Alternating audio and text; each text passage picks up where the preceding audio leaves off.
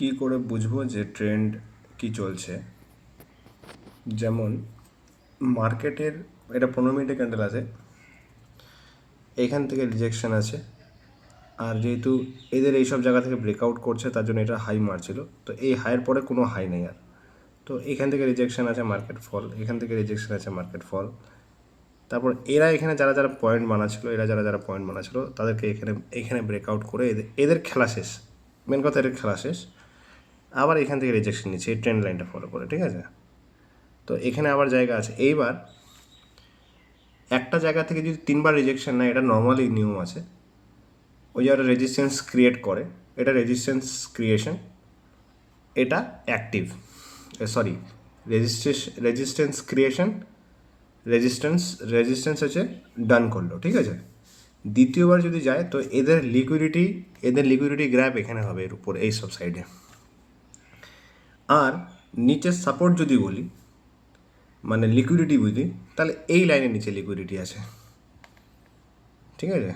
এইবার মার্কেট উপরেও যেতে পারে, নিচেও আসতে পারে, তো এটার জন্য মাথা না ঘামায় ট্রেন্ডটা ফলো করার চেষ্টা করতে হবে যে কোন সাইডে গেলে কোন ট্রেন্ড থাকবে। যেমন এইখানে একটা বক্স করা আছে, যে এই বক্সটা এর মধ্যে যে রেঞ্জটা আছে ব্রেকআউট করে হাই ধরছে না, এই রেঞ্জের মধ্যে মার্কেট চলে আসছে এখন।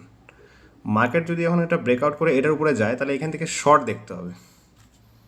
কারণ কি, মার্কেট যখনই এই লাইনের নিচে ঢুকে যাবে, উপরে যাওয়ার পরে এই লাইনের নিচে যখন ঢুকবে, ততক্ষণ এই রেজিস্ট্যান্সের উপরে যতক্ষণ থাকবে ততক্ষণ শর্ট দেখবো। এখানে 200 পয়েন্ট হবে, মেবি 200 পয়েন্টের মধ্যে খালি শর্ট খুঁজতে হবে। তো তেমন এখানে আরেকটা ব্যাপার আছে,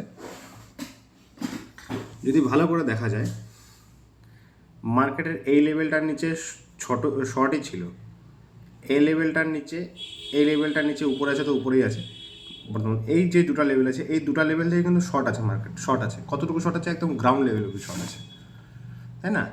তার মানে যদি মার্কেটে এই রেঞ্জের নিচে চলে, তাহলে আমার এখানে 300 পয়েন্টের মতো মুভ আছে, তাহলে আমার এখানে 300 পয়েন্টের মতো মুভ আছে, 300-400 পয়েন্টের মতো মুভ আছে এইটুকু জায়গাটা। তার মানে যখনই এর নিচে ট্রেড করবে, যখন এই হাইটা আর এই হাইটার নিচে ট্রেড করবে মার্কেট, তার মানে আমাকে ততক্ষণ আমরা নিচে ট্রেড দেখবো যতক্ষণ এই দুটো লাইনের উপরে থাকবে। যেমন এর উপরে বাইং আছে, জুম করতেছি একটু, যেমন এই লাইনের উপরে বাইং আছে, এই যে এখান থেকে বাইং আছে, তার মানে এতটুকু পয়েন্ট আমার যতক্ষণে আসবে ততক্ষণ আমি শর্ট দেখবো।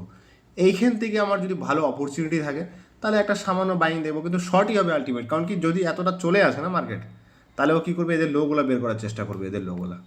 তো মার্কেটের ট্রেন্ড যদি ফাইন্ড করতে হয়, তাহলে দেখো এই লেভেলটা যদি আমি এখানে টানে দিই, তাহলে যতক্ষণ এই লেভেলের নিচে আছে ততক্ষণ শর্ট আছে, যতক্ষণ এই লেভেলের নিচে আছে ততক্ষণ শর্ট আছে, যতক্ষণ এই লেভেলের নিচে ততক্ষণ শর্ট আছে।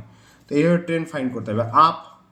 আপ কী করতে হবে, ততক্ষণ আপ আছে। যেমন এটা যদি জুম আউট করি, দেখা যাচ্ছে এর উপরে কিছুই নাই, মার্কেটের উপরে যায়নি আর, কিন্তু উপরে তো গেছে। যদি আমি এই সাইডটা বন্ধ করে দিই, তাহলে লাস্ট সুইং আমার এটা, যতক্ষণ এই সুইংয়ের উপরে চলবে মার্কেট, ততক্ষণ এত অবধি উপরেই দেখতে থাকতে হবে, বা এই সুইংয়ের নিচে অবধি এতটুকুর মধ্যে আমাকে উপরে সি দেখতে হবে।